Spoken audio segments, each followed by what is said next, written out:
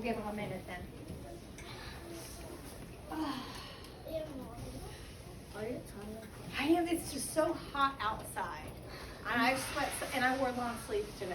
So I think tomorrow I'll have to wear a t-shirt or a tank top when we go to the park. Maybe. It's hot out there. Why are we going to the park? Tomorrow. It's so hot. If you turn in your permission slips for the Hey, PBS. is that good? No, I don't know. Okay. Yes. We're still missing a few, but I'm going to go ahead and just.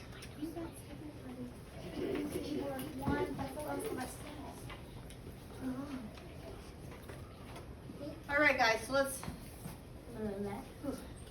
deep breath in, out.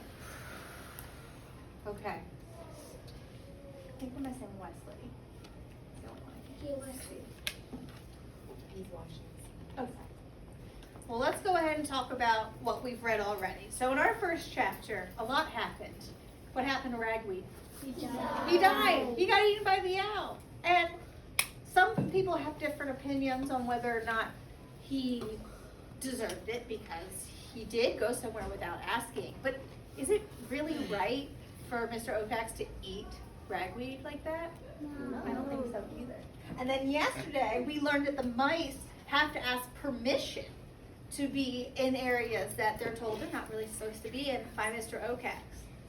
And we also learned that Mr. Okax protects the mice from porcupines. But remember, Poppy's dad was like, we have to tell him where we go so that he doesn't get us confused with the porcupines. But do porcupines and mice look the same?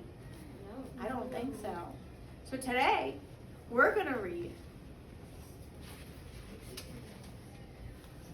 We're going to read about Poppy trying to make it back. And because last time we had a flashback and she remembered I remember about the lesson that their dad told about the porcupines. So we're going to read more about it. Yeah. Earlier, before we switched, I was in University of Rodriguez class. I came out to go use the bathroom. Mhm. I heard half of it. You heard half of it. Well, now you're going to hear all of it. Okay. In my business. Really? So this chapter is called Poppy Alone. Chapter 3. Poppy glanced to the east. The horizon was streaked with layers of pink and red. Did that make it night or day? Neither. It was impossible to guess. Then, if the owl was still awake, as he was at night, or asleep, as he was by day. Besides, the place in Dimwood Forest where Mr. Okax slept, not the same as his watching post, was unknown. He kept it a secret. Why do you think Mr. Okax kept his sleeping spot a secret? What did you say, Emily? You think he's to catch the mice? Does anybody have? Kill the mice. Got it? You need one more? So that way the mice will get trapped. So maybe the mice might get trapped. Go ahead, Cole. That way porcupines don't go in the house when he's sleeping. Because think about it. If the mice knew where he slept, do you think the mice might go bother him when he's sleeping to see if they can go places? No, that's what I think they might. Yeah. say. Because you don't want people bothering you. Yeah. I wouldn't want people to bother me while I sleep. That's my brother. Literally, one of my dad's Okay. sister keep me. Ready? As if she might discover it, Poppy gazed into the forest. All she could make out was a great mass of dark trees. No wonder it was called dim, she thought, and shuddered. Poppy considered the distance from the north side of Bannock Hill, where she was hiding, to the dwelling on the abandoned farm where she and her family lived, Gray House. It was about the length of 4 cornfields. Poppy decided she'd best race from one protected spot to another in quick, low belly runs. She peeked out from beneath the bark again. There was a fallen branch up ahead, but it was leafless, so it would provide no cover. Beyond the branch, however, she spied a rock with a crevice just large enough to wedge into. Poppy decided to aim for that.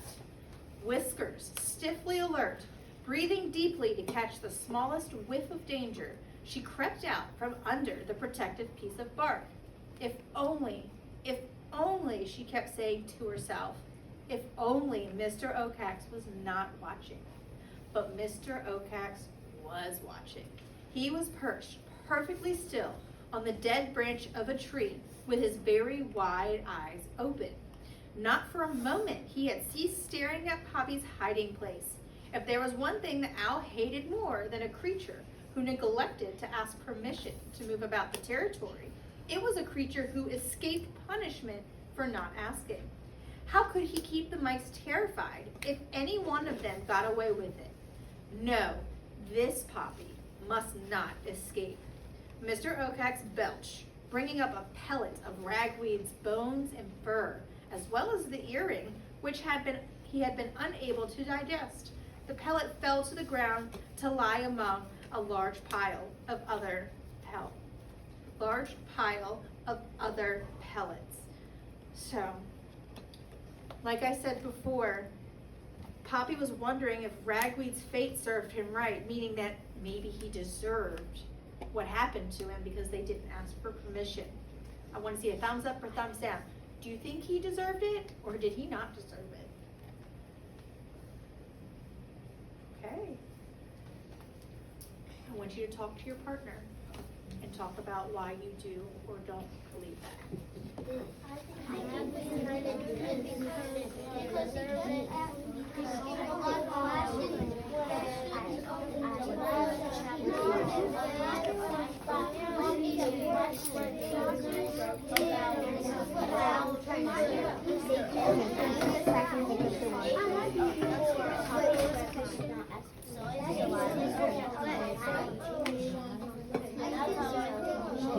All right, 5, 4, 3, 2, 1. Did anybody change their mind after talking to their partner?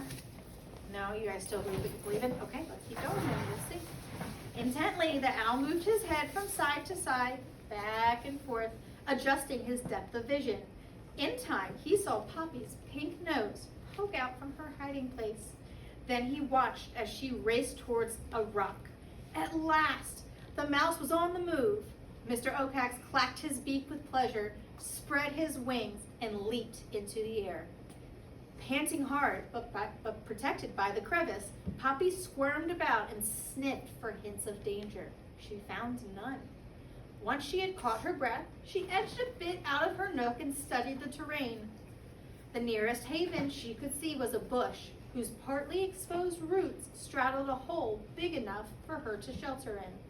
Unfortunately, the bush was on the far side of a flat open space, a long way from where she crouched. It was farther, by far, than the length of the gray house's attic, farther even than the water pump beyond the back door. Farther, in fact, than Poppy had ever run without stopping to rest. She sighed with dismay. And then she looked again. This time she spied a rectangular strip of wood propped against a stone at an upward angle. It was about halfway between where she hunched and the hole. Poppy told herself that if she tried, or if some danger appeared, she would be able to hide, briefly, beneath the high end. Tense, she examined the eastern sky once more. It had grown lighter. Was it day yet? Would Mr. Oakax be asleep now? The owl, cruising high to the west of Bannock Hill, moved his wings slowly, wanting to make the least possible disturbance in the air. These deer mice, he knew, could be very sensitive. As he flew, he kept his eyes fixed on Poppy's rock. The mouse's run suggested what she was doing, moving from protected spot to protected spot.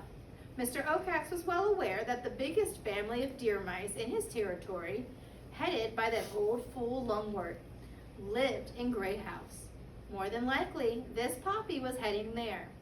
Well then, how would she go?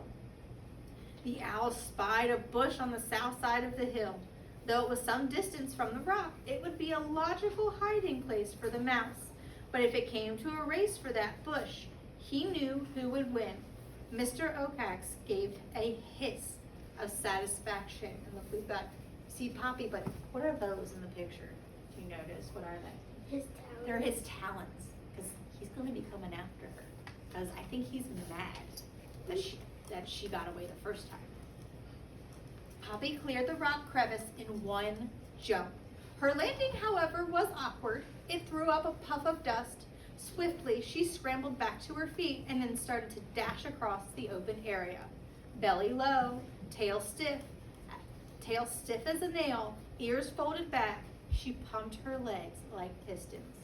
Mr. Oakhax, circling above, saw the dust caused by the mouse's jump. The next moment, he spotted Poppy. In a flash, he calculated her speed and direction, determining the exact spot where he could catch her. He made 4 quick, strong wing pumps, which brought him to the proper altitude. Then he dived. Poppy streaked over the ground.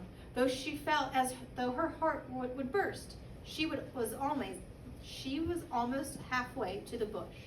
Soon, she would be passing by the wood strip. Do you think Mr. Oakhax is going to catch Poppy? Thumbs up, thumbs down. Why not, Cynthia? I don't think Mr. Oakhax is gonna catch Poppy because since she has talent, he might not would catch her because she might go fast. So you think she might go so fast that he won't catch her? I agree. Does anybody think that he will catch her? Who's our character? Poppy. And that's the main book, so that she's probably not gonna die. It's only the 3rd chapter. That would make me sad if our main character was gone before we even got to the halfway point of the book. That would be sad. Nice story. I want to say something. When you was reading, I listened and you said calculate, and there's calc. Yeah, that's one of our vocabulary words. We'll talk about it later, okay? But I'm glad that you made that connection. Mr. Oakhax, who had plummeted to a spot not far above and behind Poppy, threw out his wings, pulled back his head, and thrust his claws forward in anticipation of the meal he was about to eat. He clacked his beak. Poppy, hearing the clack, cast a lightning glance over her shoulder. Mr. Oakhax was right behind her, his fearsome talons sent. The shock of seeing the owl so close surged through her like a bolt of electricity. With an enormous kick of her rear legs, she shot into the air, tumbling head over heels until she came down, belly flat, on the far end, the length of the wood. Poppy's leap caught Mr. Oakhax by surprise. As he dived, Poppy took off. Sensing he would miss her, he adjusted. Up came his claws, down went his left wing, over went his tail. When Mr. Oakhax achieved, however, was a careening swerve that brought him crashing beyond his target, onto the same strip of wood as Poppy, but on the opposite end. When Mr. Oakhax landed, his weight catapulted the light as a feather mouse into the air, into a great arc that dumped her with a splat right at the base of the bush. Frantic, she clawed forward and tumbled head over heels into the hole that she had been aiming for. Mr. Oakhax swiveled his head first this way then that, searching for his prey. She seemed to have vanished. Frustrated, he flapped into the air and circled low over Bannock Hill, but found no trace. Seething, the owl headed back to Dimwood. How dare this mouse, this Poppy, escape twice? Never before had a mouse done that. Mr. Oakhax had half a mind to return to his watching tree and wait for the impudent creature to pop up. The next moment, he decided against it. He was tired. Daylight had finally arrived. It was a long past his sleeping time. Besides, he had already eaten something. But as Mr. Oakhax sailed deep into Dimwood toward his secret lair, he vowed to avenge himself. If mice began to get notions that they could escape him, there would be no end of trouble. Poppy lay in the hole beneath the bush, hurting from ears to tail. It took some time for her breathing to become regular, longer still for her pulse to drop back to normal. When she began to feel herself again, she tested her legs and her toes to see if they worked. Everything seemed to be intact. Cautiously, she crawled to the top of the hole, stole a quick peek. Though she saw no sign of Mr. Oakhax, she retreated hastily, still too agitated to do anything but hide. It was some time before Poppy took another look. Then she took a third. Though she still didn't see the owl, she hesitated. Mr. Oak-Hat, she knew, was capable of great patience. So it was that the sun had risen quite high above the horizon before Poppy finally eased herself out of the hole. Following her plan of short runs and safe havens, she scampered at last down Bannock Hill to Gray House. And Mrs. Gray House, remember, that was the house that the farmer doesn't live in anymore, so nobody lives there. I got one page left anyway. According to the Mice family stories, a human called Farmer Lamont had lived in that house. When he and his family left, it was said to be many, many winters ago. The house started to collapse, the white walls turned ashen, the roof's middle dropped lower than either end, windows fell out, doors fell in. The farmer cast off boots, old furniture, magazines, it all crumbled. All in all, it was a perfect and safe home for Poppy's family. But as Poppy approached the house, she spied a small red flag hanging from one end of the roof. She stopped short. A red flag was her father's signal that the entire clan needed to gather for an emergency meeting. Poppy's first thought was that the news of Ragweed's death had already reached home. Then she realized how unlikely that was. Something else of grave importance must have occurred.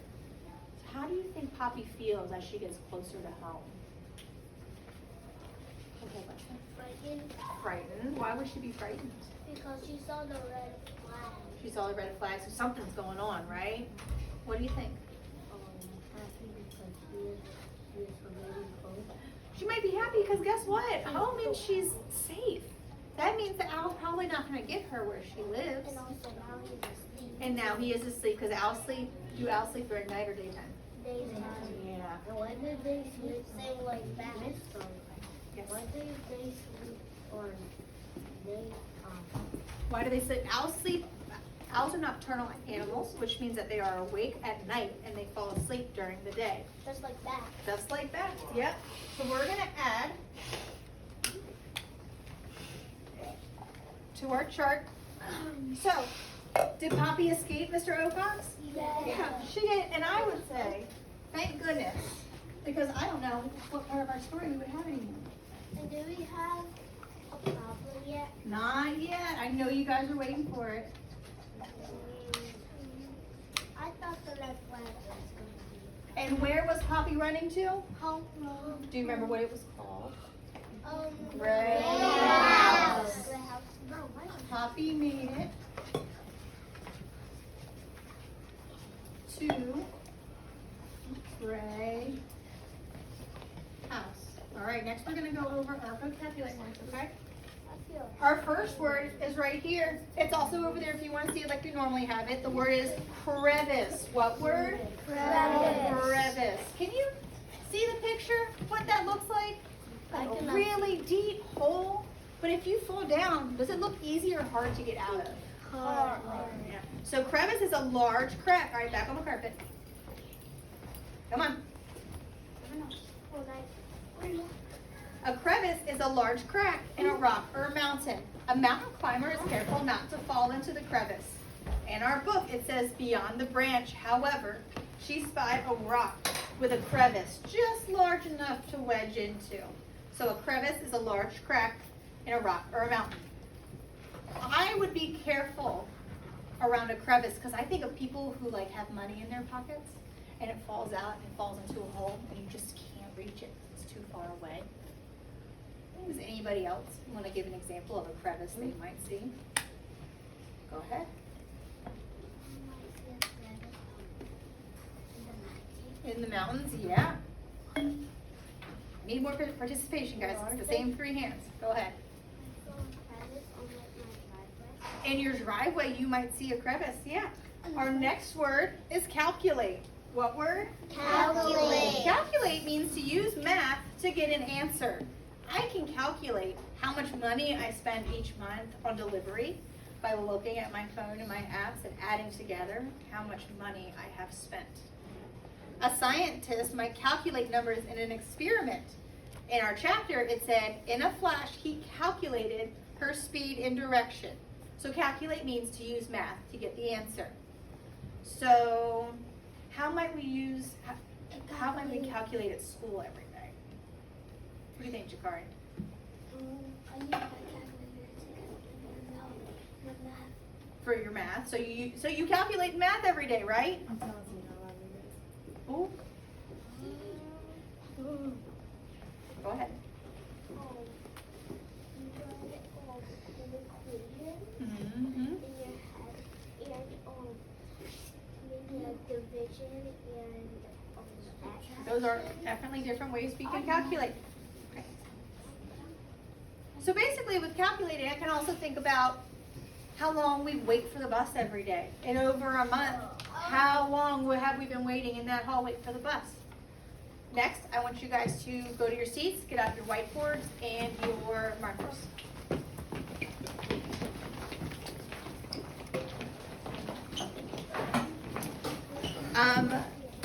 A lady and Jimena, if you could please sit over here at the table. I would have, once you get your whiteboards.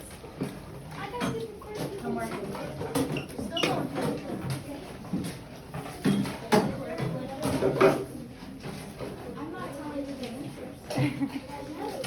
A lady, go get your whiteboard.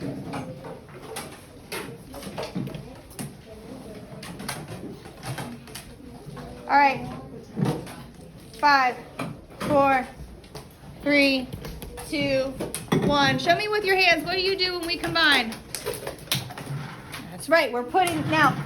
Normally we only have 2 sentences. Today we have 3. So we're gonna work a little extra hard. Let's read them together first. It was far from the rock. Next one. It was a logical place to hide. The house could hide. And we realized this last time, this is not supposed to be house. This is supposed to be mouse. So the mouse could hide.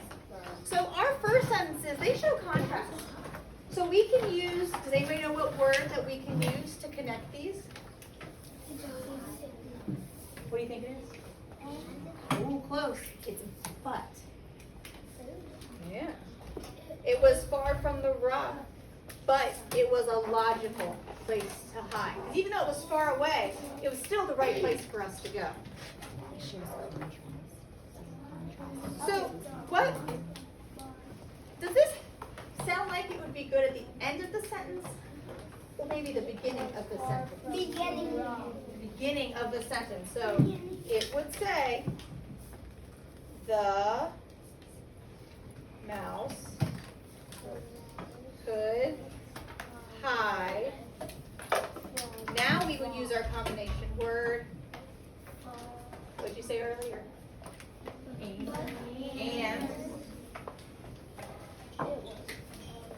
And it was far from the rock, but it was a logical place to hide. So that way we can combine all of our sentences together. Uh-huh. I know that the mouse could hide was first because the first letter was capitalized. You know what? But aren't they all capitalized when you look at them? But I see where you're going with it, because sometimes the capital letters will tell us what's supposed to be first, right? Next, we're going to expand. Let's read the statement together. Mr. Ogas was watching. So I want you to do this on your whiteboards. I want you to think about, who was he watching? The mice. When was he watching? Where? So take a few minutes and work with your groups and try to expand that sentence.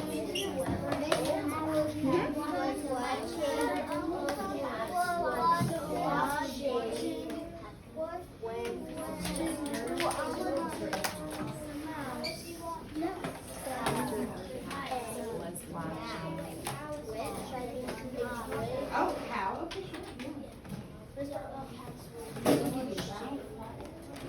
Yeah, you're right.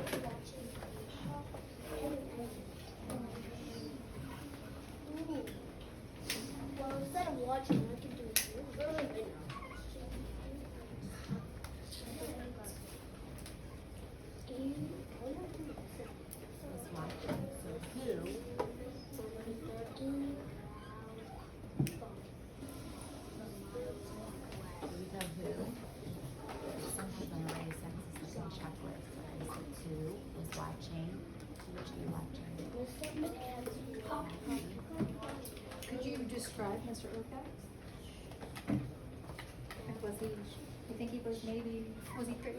Was he scary? Really, I just wanted to He was watching. So how would we describe Mr. Okax? Does anybody have an idea? Go ahead. Scary. Mr. Okax. And how would we expand? Go ahead, Wesley. Mr. Okax was watching he was watching Poppy when she made it into a rock. Mr. Okax was watching Poppy when she landed in the crack into the rock. That's a lot more information than that from a distance. Because now I can see it in my head, because I can think Mr. Okax was watching. But who he was watching, you're right, it was Poppy. You got one? Go ahead.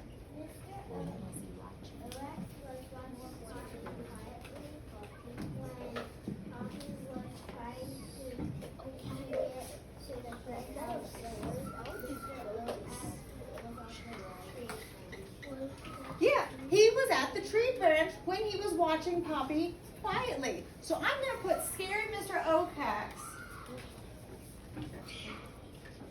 Watch Poppy quietly from his tree branch.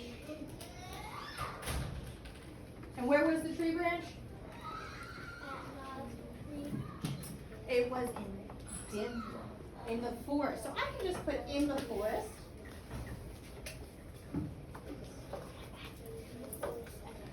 Okay.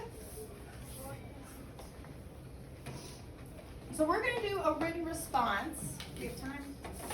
2 minutes? So we're just going to go over this one together. So we have chosen to write about Poppy because we have a little bit more information about her.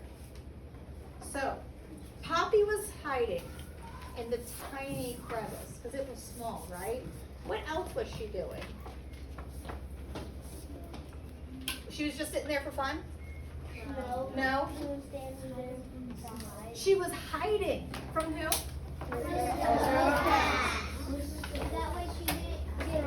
That way she didn't get eaten. So Poppy was hiding in the tiny crevice of the rocks from Mr. Okax. And I'm going to change something on here.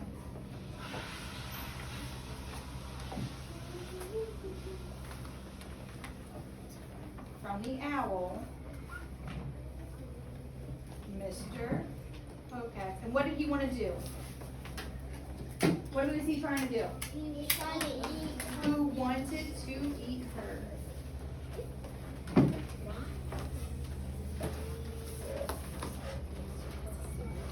Yeah, because Poppy was hiding in the tiny crevice. It wasn't a big crevice, because it was a big crevice when Mr. Okax got her.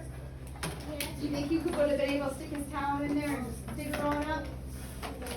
I think he might have been able to. Okay, go ahead and put your whiteboards away and your markers away, and then you're going to move to the carpet.